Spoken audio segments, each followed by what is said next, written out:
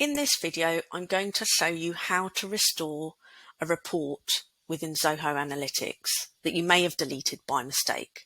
Log into your Zoho Analytics and find a report to delete.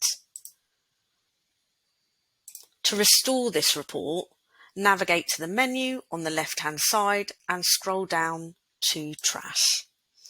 In Trash, you'll see all the reports that have been deleted from the system.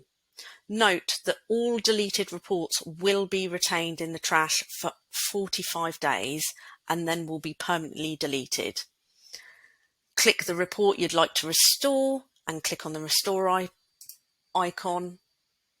Let's do the same for this dashboard as well.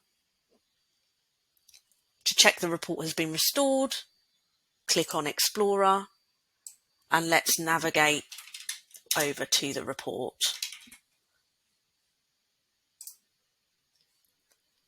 There it is. Let's also check that our dashboard has been restored.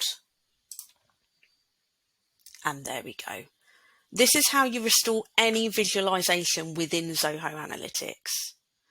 If you found this useful, please share with your colleagues and like, follow and subscribe to discover our videos as they are released.